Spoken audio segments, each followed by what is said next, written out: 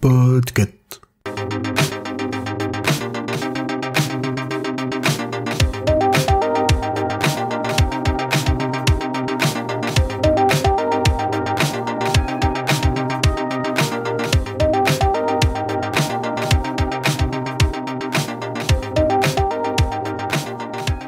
Bonsoir et bienvenue dans cet épisode de Watchlist un peu spécial puisque ce mois-ci c'est le mois des Oscars et donc on va vous parler d'un film qui a été oscarisé.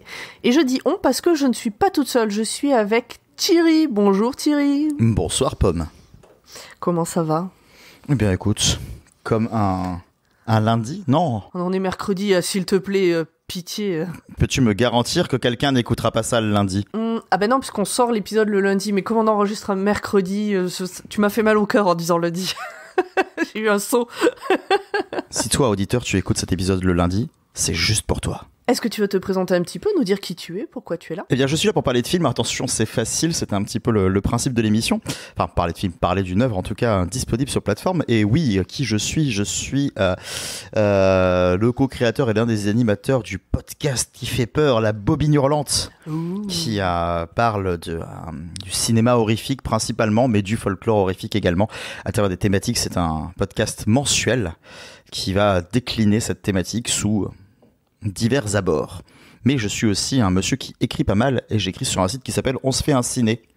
Voilà, donc, j'écris, je relis, je publie. Plutôt du cinéma quoi, c'est plutôt ton truc. Ouais, c'est pas mal mon truc. Hein. Et donc tu es là avec moi pour parler de 3 choses. Tu choisiras l'ordre, je te laisserai... voilà. On va parler d'un film que tu as choisi. On va parler d'une plateforme sur laquelle il est diffusé et qui n'est pas une plateforme dont on a l'habitude de parler. Ah et bon ? Tu vas nous donner ton avis sur les Oscars aussi. Est-ce que j'ai bien résumé Toi, t'as bien retenu en off que j'aime bien donner mon avis sur les Oscars. c'est un des premiers trucs que tu m'as dit, c'est « Ah bah très bien, comme ça je pourrais donner mon avis. » Écoute, je te laisse choisir. Par quoi est-ce que tu veux commencer ? Mais l'ordre que tu as évoqué me semble tout à fait cohérent. Alors c'est parti. Quel est ton film ? Mon film s'appelle Que le spectacle commence et on a un avantage sur ce film, c'est qu'on le connaît plus sous son titre original qui a quand même plus de peps, qui s'appelle All That Jazz. Candy Casey, very good.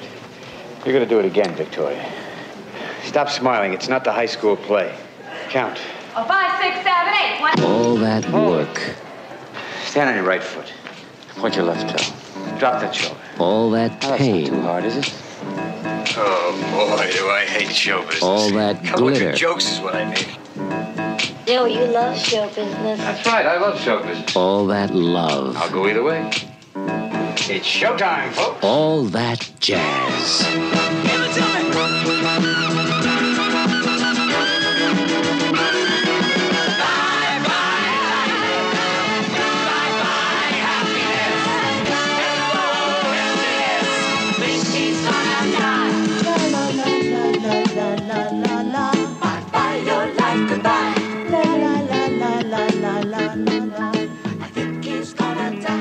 C'est un film qui est réalisé par Bob Fosse, qui est d'ailleurs l'un de ses derniers films. Il réalisera un dernier film 3 ans plus tard qui s'appelle Star 80, à ne pas confondre avec Star 80. Il faut pas confondre Star 80 et Star 80 ? Ouais, bah c'est quand même D'accord. bien, enfin c'est quand même bien plus sympa déjà quand il n'y a pas de S à Star et quand t'as Cliff Robertson, Marielle Hemingway plutôt que Patrick Timsit et Richard Anconina quand même. Alors, moi je connais Patrick Timsit et Richard Anconina et pas les deux autres, du coup je sais pas. Là comme ça... Je suis vraiment désolé pour toi. J'ai une culture cinématographique très basique, hein, faut pas... Eh bien, tu sauras que ce petit monsieur Bob Fosse, il n'a que 5 films réalisés à son actif, dont l'excellent Cabaret qui a eu aussi 8 Oscars, tu vois, on aurait limite pu parler de celui-là, mais et aussi l'excellent Lenny sur le comment dire, l'un des gars qui a plus ou moins créé, popularisé le stand-up, Lenny Bruce. Et c'est excellent aussi. Très bien. En fait, t'es là pour nous parler de 5 films. Non, on va surtout parler de All That Jazz ce soir. Donc, le titre français... Que le spectacle commence, qui est sorti en 79 et qui, du coup, pour revenir à la thématique des Oscars, a gagné 4 Oscars en 1980. Alors, lesquels ? Meilleur décor, meilleur costume, meilleur montage et meilleure adaptation musicale. Alors, adaptation musicale, pourquoi ? C'est un spectacle qui existe déjà ? Tout à fait. Alors pas exactement. C'était issu si tu veux d'une comédie musicale, mais enfin c'est un peu compliqué. C'est-à-dire que tu avais la comédie musicale Chicago, et l'un des morceaux s'appelle Hot That Jazz dans Chicago. Et donc du coup il a utilisé ce morceau en fait pour faire une espèce d'allégorie et de métaphore et de fantasme autour. C'est un spin-off Voilà, un spin-off d'un morceau plus ou moins, mais qui parle pas exactement de ça. Ok, d'accord. Sachant que Bob Fosse est la personne qui a mis en scène cette comédie musicale Chicago. Ok. Et donc il a bien gagné ses 4 Oscars ou il a été nominé, il a bien gagné ses 4 Oscars. Oscars. Les 4. Ok. Tout à fait. Très bien, très bien. Tu vas peut-être nous parler de quoi ça parle. Peut-être pas trop spoiler, puisque le but c'est de donner aux gens non, bien sûr, le but c'est de pas spoiler. Faut en dire assez, mais pas trop. Voilà. Oui, je suis pas là pour fournir une analyse, je suis juste là pour donner un avis concret. On peut le faire éventuellement, mais dans ce cas-là, on le fera dans une deuxième partie d'épisode plus. Ça marche.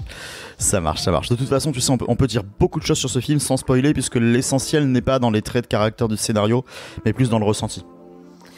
Ouais, alors moi je viens juste de le voir. Toi tu viens de le voir du coup. Je l'ai fini il y a moins d'1 heure. Ouais. Je te laisse en parler, on en parle après. Ça marche, avec plaisir. Alors du coup, donc pour en parler, qu'est-ce que je peux dire moi, à part que l'une des raisons pour lesquelles je l'ai choisi avant d'être ça, justement, pour faire un petit aparté, c'est l'une des rares fois, vu l'avis que j'ai sur les Oscars, même si à l'époque je les appréciais plus, où je trouve que le film était parfaitement catégorisé, c'est-à-dire que les 4 Oscars qu'il a gagnés, il les mérite largement, et c'est pas quelque chose qui était placé là par hasard parce qu'il fallait bien que ce film soit quelque part. Il a vraiment des décors, des costumes, un montage et un côté adaptation assez incroyable, donc ça fait plaisir de voir qu'il était au moins nommé. Qu'il l'ait gagné, c'est un plus. Donc de quoi ça parle ? Ça va suivre en fait une partie de la vie d'un chorégraphe, d'un chorégraphe de Broadway qui s'appelle Joe Gideon, et qui est joué par l'exceptionnel Roy Scheider, que vous connaissez sûrement parce que c'était un monsieur qui était pas mal garde-côte dans Les Dents de la Mer, on le connaît surtout pour ça, mais c'est surtout un acteur assez incroyable qui marque par ses performances assez folles, surtout dans celui-ci, et qui du coup, c'est un gars, le gars qui s'est fait, on va dire, totalement épuisé par le milieu. Pour pouvoir être créatif, il s'est drogué aux amphétamines, il couche à droite à gauche, il fait n'importe quoi, il est tout le temps dans cette espèce de bulle où c'est le roi de la Terre. Et ce monsieur va avoir un infarctus. Et à partir de là, il va déjà dialoguer avec la mort, on a un côté 7e saut qui va s'installer, donc on n'est pas non plus dans du Bergman, c'est assez différent dans la manière dont c'est fait. Et on va avoir en fait un double récit qui va se mêler, un récit du coup où on voit sa vie qui défile, donc lui qui se rappelle des choses, et un récit où il met en scène le spectacle de sa vie, le dernier, l'ultime, en sachant que au moment où la dernière note de ce spectacle sera faite, il va agoniser. Et on ne sait pas, en fait, ce qui est très intéressant dans ce film, donc, c'est que du coup, on est à moitié dans quelque chose qui est réellement en train de se préparer, puisqu'on le voit qui explique depuis sa chambre d'hôpital ce qu'il a envie de faire, mais on se rend compte qu'on est dans le fantasme et qu'en fait ce spectacle il n'est pas en train de le faire, il est en train de l'imaginer, donc du coup ça devient de plus en plus décadent, de plus en plus fou, et d'un film qui justement est vraiment divisé en 2 parties, commence de manière assez chaotique avec ce mec qui vit un peu sa vie à droite à gauche et on voit pas grand chose de ce spectacle et on se dit ouais, où est-ce que ça veut en venir. On part justement dans le côté en réalité ce mec, quoi qu'il ait vécu, quoi qu'il ait fait, quelles que soient les exactions qu'il ait commises, ça reste quelqu'un d'assez génifique et qui a cet aspect merveilleux en lui, et voilà ce qui se passe dans sa tête, et on est totalement subjugué, enfin en tout cas moi je suis totalement subjugué quand je vois toutes les possibilités de l'art infini qu'on nous montre avec des moyens assez conséquents dans ce film. Voilà ce que je peux dire pour résumer. C'est peut-être beaucoup. Alors pour moi, t'en as dit vraiment beaucoup quand je disais on n'en dit pas trop, mais bon, après, c'est ça. Ah mince, tu trouves ? Non, mais ça, c'est. Après, chacun a son curseur, en fait, sur qu'est-ce qui est beaucoup et qu'est-ce qui est pas beaucoup. Je viens de voir que l'acteur principal, donc. Roy Scheider. Ouais, il avait été nommé aux Oscars pour le meilleur rôle masculin. Mm-hmm. Et t'as fait une explication et tout très mec qui parle de cinéma. Et qui était très bien. Maintenant, j'aimerais bien avoir l'explication de l'être humain derrière le mec qui parle de cinéma. Bah tu vois, alors celui-là, on l'a regardé dans un cadre particulier, c'est-à-dire que je l'ai regardé pour un épisode de La Bobine Hurlante. Ok. Tu vois, j'ai pas fait ça pour faire ma promo, c'est vraiment que le film m'a marqué et quand j'ai vu qu'il avait eu tout ça, j'ai fait tiens, je pourrais en parler dans cette émission. Donc assez récent. Ouais, mais non, on n'a même pas encore fait l'épisode. Ok, oui, donc vraiment tu viens de le découvrir. Je l'ai découvert il y a un mois et demi. Ah oui, ok, très bien. Et si tu veux, on va faire un épisode qu'on va appeler Spectacle sanglant, où l'idée c'était de parler donc de cinéma d'horreur normalement, qui se passe dans des thèmes. On en a un sur le cirque, on en a un au théâtre, on en a un, tu vois, à l'opéra, tu vois, ce genre de choses. On a une shortlist avec les films dont on est sûr de parler, et après chaque fois, nous on se partage, tu vois, des idées de films en fouillant un peu, en mode si on a le temps, on regarde aussi cela et on en parle en supplément. Et du coup, on a Éléonore qui nous a parlé de celui-ci qu'elle a vu sans savoir, c'est sur le moment on l'avait pas vu, donc on savait pas de quoi il était question, et qui semblait être dans notre thématique. Donc moi, je l'ai regardé en me disant, enfin tu vois, pendant la première partie du film, je vais assister à un film d'horreur à Broadway. Ouais, oui. Et puis, il y a un côté, tu sais, putain, c'est quand même vachement réfléchi pour un truc qui est censé... Enfin, même si je trouve que l'horreur est l'un des genres les plus réfléchis qui soit, j'étais en train de me dire, quand même, ça philosophe énormément sans se lancer. C'est bizarre, ça me met pas cette espèce de cadre un peu plus malsain en place. Mais du coup, je me suis dit, ça va exploser à un moment. Et après, j'ai réalisé que j'étais pas du tout devant un film qui était dans cette thématique-là. Et c'est ce que je disais, c'est quand je dis que le film est construit en 2 parties. Oui, c'est à partir de ce moment, je trouve que la deuxième partie commence en fait, et qu'on commence à être emporté dans cette espèce d'euphorie. Donc du coup, il y avait une forme de déception au début en me disant, putain, bon, parce que c'est pas ce que je suis venu chercher, peut-être que si je savais ce que ça allait être, je l'aurais appréhendé différemment. Mais malgré tout, je disais, c'est intéressant, mais même le milieu, je le trouve pas très trop prononcé et tout. Et puis tout à coup, mes yeux ont eu des étoiles pendant 1 heure, quoi. C'est assez incroyable. Donc ouais, je veux juste te dire que l'effet waouh qu'on aime bien ressentir devant les films et que je ressens plus beaucoup moi dernièrement, là je l'ai eu, mais je l'ai eu dans la gueule pendant 1 heure. Bon, à partir du moment où je trouve que le spectacle commence vraiment, enfin ça s'arrête plus quoi. Ça s'arrête plus, c'est ultra généreux, la mise en scène est folle, enfin tout est calibré pour t'offrir vraiment l'entertainment à l'américaine, mais bien, tu vois, le côté quand les mecs on te dit que c'est les rois du divertissement à outrance, ce film représente ce que devrait être leur divertissement à outrance tout le temps. J'ai pas le même... Tu en as un ressenti différent. Oui.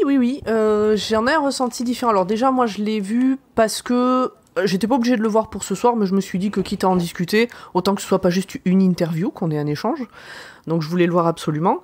Et je l'ai vu donc cet après-midi, mais je travaillais en même temps que je l'ai regardé. J'ai pas pu vraiment me poser et le savourer comme il aurait fallu. Cependant, j'ai trouvé toute la première partie, donc j'ai bien senti ces 2 parties justement, et j'ai trouvé toute la première partie, en ce qui me concerne, poisseuse, angoissante et elle me donnait l'impression parfois de manquer d'air, comme si j'avais envie d'ouvrir une fenêtre, faire rentrer un peu d'air frais dans la pièce. On a des danseurs, on a ce genre de personnes qui sont tout le temps en activité, donc ça sue énormément. Sauf si je me trompe, mais il me semble qu'il y a 0 scène en extérieur. Tout est dans des salles plutôt petites, avec des fenêtres petites et fermées. Du coup, de l'éclairage de néon et ce genre de choses. Et du coup, il y a tout cet aspect un peu poisseux et j'avais l'impression d'avoir chaud pour eux, quoi. T'as trouvé ça oppressant. Ouais, mais je pense que c'était un peu le but voulu, puisque, comme tu expliquais, il arrive un moment où ce monsieur fait une crise cardiaque, et c'est toute la partie avant, et donc t'as ce truc qui monte. Je pense que c'est pas fait par hasard, quoi. Puis la deuxième partie, où il a fait sa crise cardiaque, où, étrangement, quelque part, je trouve que ça respire plus, même si on voit pas d'extérieur. C'est des trucs tout bêtes, mais il y a des salles d'attente avec des plantes vertes, alors que dans la première partie, pour moi, il y a vraiment rien de tout ça. C'est des détails comme ça qui, je trouve, apportent un peu plus de respiration dans la deuxième partie. Malgré tout ça, donc j'ai bien aimé le film quand même au global. En plus, il est vraiment particulier, donc rien que pour ça, je suis contente de l'avoir vu. Je l'ai trouvé trop long, à la fin j'en avais marre, ça finissait jamais. Et puis la fin est radicale. C'est vrai, mais je comprends pourquoi tu dis que c'est oppressant. Et d'un autre côté, tu vois, quand tu me dis poisseux pour ce côté-là, je pensais même que tu allais me le dire pour le côté ce qu'on nous montre de ce personnage n'est pas glorieux. Oh non, alors certes, ça a été tourné en 79 et puis les mœurs c'était pas les mêmes, mais non, c'est globalement un sale type, et puis dans un milieu, je pense, très misogyne aussi. Toute la partie avec les infirmières est aussi super déplacée. Alors à l'époque, peut-être moins, ça se présentait moins comme ça, mais en voyant en 2022 le gars au fond de son lit qui tripote toutes les infirmières qui passent, bon, voilà. Ah oui, mais alors après, tu vois, je suis même pas certain que ce soit une question d'époque, parce qu'il y a un côté critique. Enfin, pour moi, il ne glorifie pas son personnage quand il le montre faire ça. Non, du tout. Non, c'est un sale type. Ils arrêtent pas de dire qu'il a que le sexe en tête. Enfin bon. Non, en fait, je dis un sale type. Je pense pas que ce soit un sale type, c'est un pauvre type, plus. Bah, c'est un pauvre type qui a eu son heure de gloire et qui a profité de son pouvoir. Bon, ça, malheureusement, c'est assez classique dans ce genre de milieu. Ouais. Mais c'est vrai qu'il y a une, tu vois, une dénotation qui est assez intéressante. C'est même la façon dont, au final, il est quand même constamment dans le bord du cadre. Tu vois, le réalisateur passe son temps à l'évincer pour se concentrer sur les danseurs et lui, il passe juste à les diriger. Et chaque fois que ça les dirige, la caméra va tourner autour de lui pour te montrer que c'est, tu sais, totalement incohérent, en fait, et que c'est pas lui, au final. Enfin, même si on a besoin de quelqu'un qui imagine tout ça, ça reste quand même le respect des danseurs et des personnes qui l'exécutent, qui le font. Et là où je trouve que c'est assez intéressant, c'est que d'ailleurs les seules personnes qui font limite des face cam et qui vont se poser devant la caméra et se montrer telles qu'elles sont, donc qui te regardent vraiment droit dans les yeux, c'est les personnages féminins. Oui, c'est vrai. Il y en a beaucoup en fait, des personnages féminins. Ouais, il y en a beaucoup. Bah, t'as surtout le personnage de Jessica Lange là, qui est du coup le personnage qui passe son temps à fantasmer. Et elle, chaque fois qu'elle apparaît, des fois, elle est juste en espèce de spectre et elle est face caméra, quoi. Ouais. Et c'est très déroutant. Donc on recommande ce film. De toute façon, parce que moi aussi je le recommande, hein, même s'il m'a pas fait le waouh comme toi, je pense qu'il est à voir. Tu veux nous parler de la plateforme du coup peut-être ? Actuellement, quand je regarde, il est disponible sur 2 plateformes. Peut-être qu'il y a d'autres trucs, tu vois, où on peut les avoir. Mais il y en a 2 qui sont Univers Ciné et la Cinétech. Et je sais pas de laquelle tu préfères que je te parle. Moi je l'ai vu sur la Cinétech. Donc je ne sais pas, Ouais. mais parle-nous des deux, je ne connais aucune des deux personnellement. Alors, Univers Ciné, à l'heure actuelle, je trouve en termes de variété de cinéma, c'est l'une des meilleures plateformes qui existent. Tu vas avoir les 2 versions. Tu as le choix d'avoir des films qui sont uniquement en location. Mm-hmm. Et tu as normalement un panel de location. Nous, par exemple, avec On se fait un ciné, on a un partenariat avec eux, donc on a un forfait de 50 abonnements qui se remet régulièrement. Okay. Donc je crois que soit tu peux l'acheter au détail, soit tu peux prendre un forfait genre 10 abonnements et tu pourras louer 10 films quand tu veux, quoi. Ouais, comme des tickets de cinéma, en fait, justement, comme un carnet de tickets. C'est ça. Exactement, ouais. Et les films sont généralement entre 2,99 et 4 €, tu vois. Et, sauf, j'imagine, peut-être les films un peu plus récents, parce qu'ils ont des offres récentes. Et ils ont une version abonnement, donc avec un catalogue différent, mais qui est extrêmement large. Mm-hmm. Et voilà, et donc tu peux fouiller. Et là, il y a vraiment de tout. Il y a plein de genres différents. Il y a beaucoup de cinéma de patrimoine. C'est parfait pour fouiner dans le cinéma de patrimoine, mais il y a aussi du cinéma qui est très accessible. En fait, il y a plein de choses. Mais effectivement, ce qui est passionnant, ça reste aussi la Cinétech. Mm-hmm. Donc la Cinétech qui est la cinémathèque des réalisateurs. Donc ça s'appelle comme ça. Donc là, on est vraiment sur des trésors cachés. Alors il y a des choses très connues. Là, tu vois, là, je suis sur la page de garde. Le dernier dont on parle, c'est Mouchette de Robert Bresson. Enfin, c'est quand même un film Celui qui est mis en avant, c'est Bresson, 2001, l'Odyssée de l'espace aussi en ce moment sur la Cinétech. Il y a quand même des trucs très connus, mais il y en a aussi. Il y a des trucs très connus, ouais. Mais donc en fait, généralement, la manière dont ils vont créer leur sélection, il y a une sélection tous les mois. Qui là, par exemple, la thématique, c'est en train. Et donc ça va être des films qui parlent de train. Donc on a par exemple le crime de l'Orient Express de Sidney Lumet, tu vois, qui a un choix assez facile. On a Une femme disparue d'Hitchcock, assez simple, 3h10 pour Yuma. Mais quand tu fouines un petit peu, t'as La bataille du rail de René Clément, tu vois, qui sont des films auxquels on pense moins. Il y a des films chinois, il y a La bête humaine de Renoir, bon ça c'est plus évident. Mais il y a plein de choses comme ça en fait. Et ensuite, chaque fois qu'un film est choisi, il est choisi par un réalisateur ou par une réalisatrice. Donc tu vas savoir qui a sélectionné. Là, tu vois, par exemple, quand je regarde Une femme disparue d'Alfred Hitchcock, on nous dit que c'est recommandé par Michel Oslo. Donc, ils ont contacté des réalisateurs et réalisatrices en leur disant « Choisissez un film dans cette thématique » et pof, on sait qui a sélectionné. Des fois, on a des focus. Donc là, tu vois, ce que je disais avant sur le film de Bresson, c'est le réalisateur Mahamat Saleh Haroun, où on lui a dit fais-nous une sélection. Et il y a un focus sur sa liste à lui. Si t'as ton réalisateur préféré qui a fait une liste là-dedans, tu peux aller voir ses films préférés, qui sont généralement les trucs qui l'ont influencé, et ça peut te permettre, tu vois, de te dire par quoi est-ce qu'il a été influencé, et de découvrir des choses, et du coup d'agrandir ta cinéphilie par des points de raccord qui peuvent être chers en fait, parce que les thématiques te parlent. Et je trouve ça assez passionnant. Et puis ça change de Netflix, oui, voilà. Disney+, qui font beaucoup de blockbusters et après il y a rien de récent, par non, contre. c'est vrai que alors sur Univers Ciné effectivement t'as des choses assez récentes, puisque chronologie des médias oblige, dès l'instant que t'as les accès VOD, ils y ont droit, donc ça peut tomber sur OCS comme chez eux, comme sur Canal, tu vois. Ok. Et c'est vrai que oui, par contre la Cinétech se concentre beaucoup plus sur le patrimoine. Il arrive que des fois il y ait des films des années 2000 on va dire, mais ça va rarement dépasser 2005 on va dire, quoi. C'est plutôt rare. Ok, bah très bien. Bon, en tout cas je suis contente d'avoir trouvé ça, je pense que j'irai jeter un œil de temps en temps. Et du coup, est-ce que tu veux nous parler de ton avis sur les Oscars? Bonjour Monsieur Thierry, que pensez-vous donc des Oscars? Dites-nous tout. Je trouve que c'est une grosse supercherie sur plein de points. Non, en fait, j'avais dit ça par ironie parce qu'en fait, si tu veux, j'ai toujours ce débat, et là, je te dis ça en tant que personne qui fait du journalisme web à l'heure actuelle et qui du coup va beaucoup réseauter, hein, parce que c'est aussi le principe, tu vois, de notre boulot actuellement. Je vois les mêmes personnes qui sont toutes d'accord pour dire les Oscars on s'en fout, c'est pas important, mais qui par contre, alors dès l'instant que les nommés sont, enfin, on est au courant de qui est nommé, on est au courant de comment ça va se passer, tout ça. Alors là, ils ont tous un avis.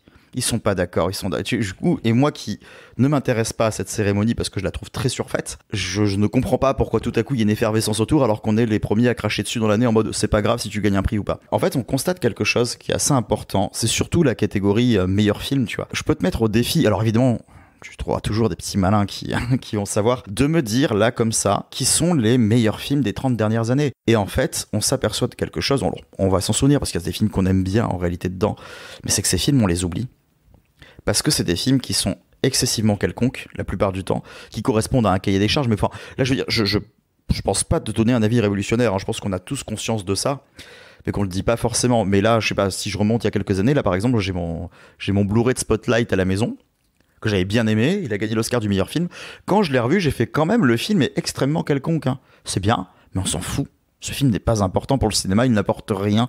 Du coup, voir ces films-là gagner des prix, être récompensés parce que tel comédien ou telle comédienne a fait un énorme changement physique ou déclame du texte en hurlant parce que dès l'instant que tu t'énerves, t'es oscarisable, ça m'intéresse moyennement. Et là, tu vois, même maintenant, aujourd'hui, on est quand même dans une optique le studio va envoyer des gros sous et faire des trucs. Et on a des trucs comme Spider-Man No Way Home qui se retrouve avec la possibilité d'Oscar des meilleurs effets spéciaux, alors que c'est sûrement le film qui a les effets spéciaux les moins aboutis de l'année, et que même les fans hardcore peuvent peut-être l'admettre s'ils retirent un peu leur mauvaise foi. On sait que le film est bâclé. Et c'est plein de trucs comme ça, tu fais qu'est-ce que ça fout là? En fait, moi, si tu veux, c'est des fois j'aimerais bien, et c'est pour ça que je m'intéresse plus à des petites cérémonies, de voir des cérémonies qui vont récompenser par exemple des films un peu méconnus. Tu vois là par exemple, je sais pas si je dois comparer au César, je suis super content qu'un film comme Onoda soit nommé parce que Onoda, il a fait un flop en salle, personne l'a vu, le film faisait 2h45 et on s'y est pas intéressé. Et là je me dis, grâce à ça, s'il gagne un prix ou au moins si les gens sachent qu'il est nommé, les gens vont aller le voir et c'est cool. Les Oscars, t'as déjà tous les gros films de l'année et je m'en fous de ces films. Moi j'aimerais bien que du coup tu t'expliques qu'est-ce que sont les Oscars, qu'est-ce que sont les Césars. Tu vois, parce que genre moi j'ai en tête la palme, le Cannes, la Palme d'Or, machin, bien ok. Sûr. Les Oscars, ok. Les Césars, déjà je définis moins. Je pense que je confonds souvent César et Oscar d'ailleurs. Du coup, est-ce que tu peux nous... Dans l'idée, c'est le même principe. C'est exactement le même principe. C'est juste que c'est fonctionnement de pays différents. Ok. Mais en gros, si tu veux, partons du principe que dans les deux cas, c'est une cérémonie qui va offrir des prix, tu vois, qui peuvent aller de meilleurs films à meilleur montage, en passant par meilleurs effets spéciaux, meilleure photographie, ce genre de choses. Et qui, dans le cas des Oscars, ne tourne que autour du cinéma américain.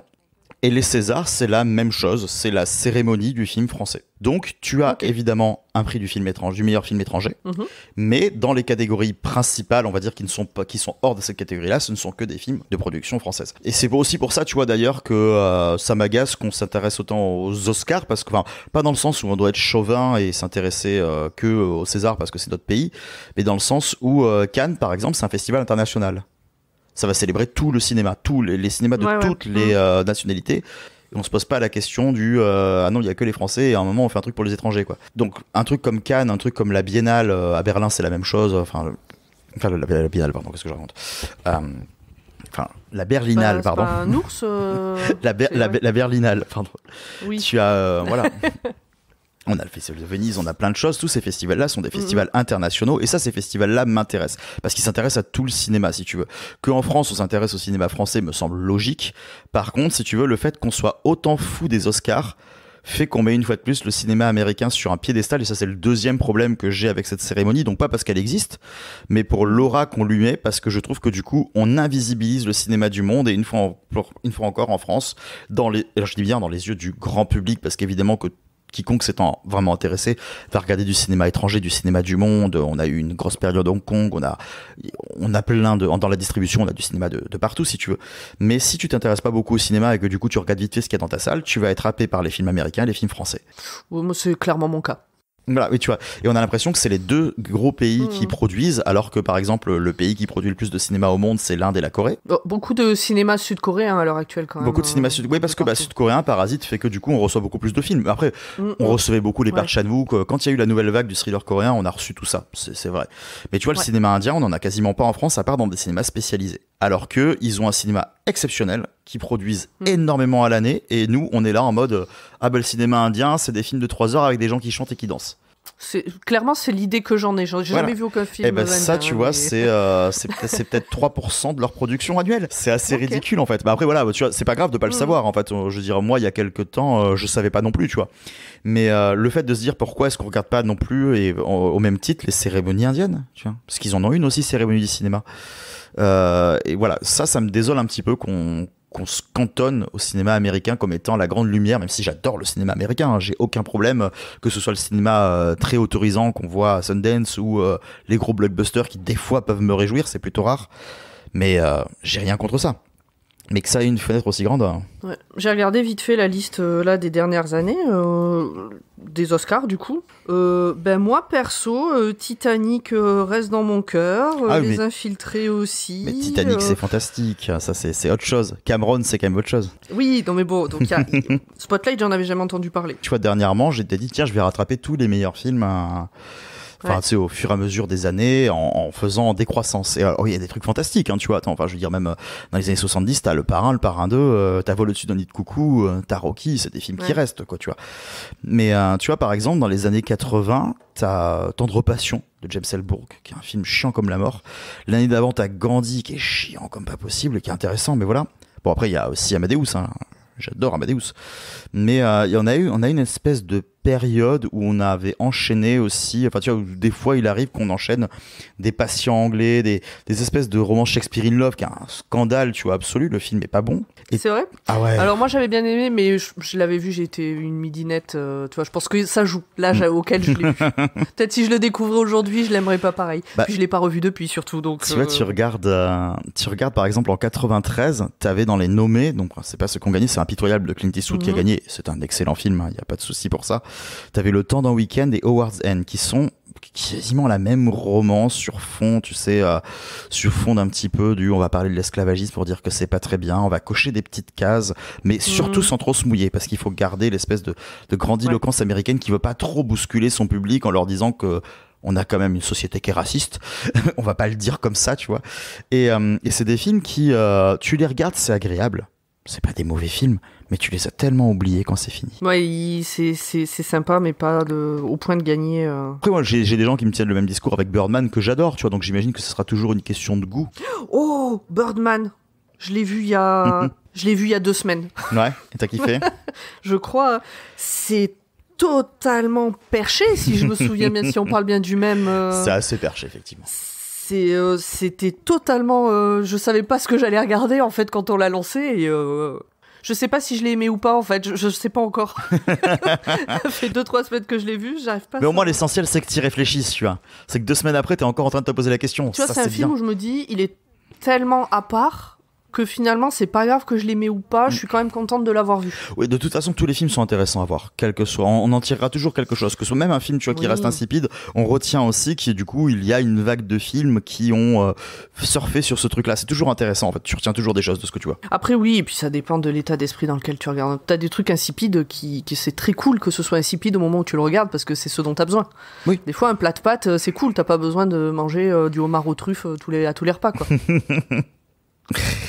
Tu vois, enfin après si tu veux, voilà, enfin moi ce qui m'agace un petit peu, si tu veux, c'est que voilà, enfin je suis pas trop pour cette espèce d'optique de gagner des prix à tout prix, tu vois. je suis très Dupontel dans l'idée, hein, qui vient pas au César, tu vois, récupérer ses prix parce qu'il dit qu'il en a rien à foutre. Ça me fait rire à chaque fois. Et surtout, ouais, tu sais, les espèces de petites guerres d'ego aussi qui se font, tu peux plus parler des Oscars. Tu as envie de défendre un truc, tu t'en prends plein la gueule. Ça peut me déranger. Et du coup, je trouve voilà, qu'il y a une aura un peu malsaine autour de ça. Tout le monde a envie d'avoir raison, de rajouter sa petite polémique qui, des fois, n'a pas lieu d'être. Alors après, est-ce que c'est pas une question de bulle dans laquelle tu évolues aussi ? Parce que moi, je t'avoue qu'autour de moi, personne ne parle des Oscars. Ouais, bah tu vois, comme quoi. Bah oui, c'est sûrement ça. C'est peut-être un peu...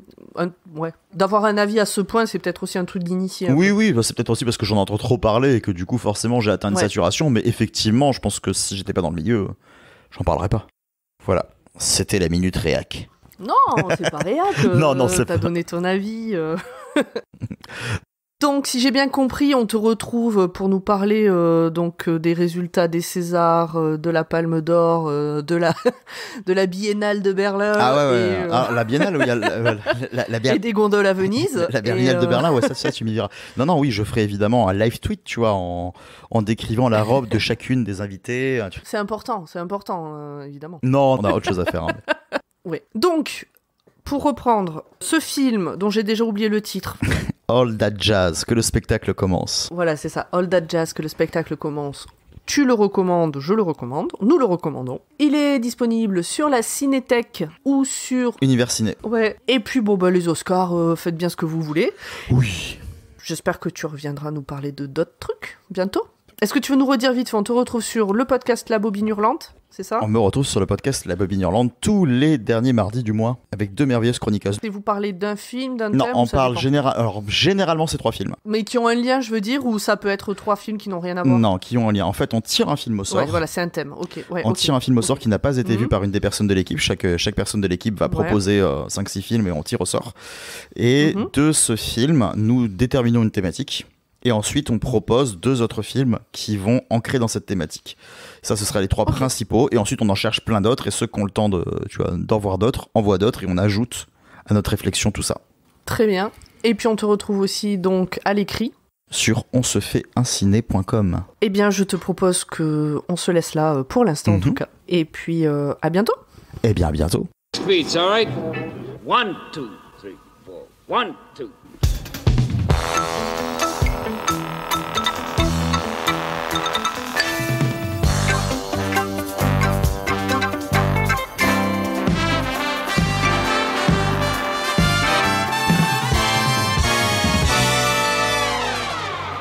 Watchlist est un podcast du label Podcut. Retrouvez-nous tous les lundis pour un nouvel épisode. Vous pouvez venir discuter avec nous sur les réseaux sociaux ou sur le Discord du label, les liens sont dans la description. Pour nous soutenir, parlez de nous autour de vous, partagez nos épisodes. Et nous avons également un Patreon, le lien est dans la description également. Merci à tous et bonne semaine!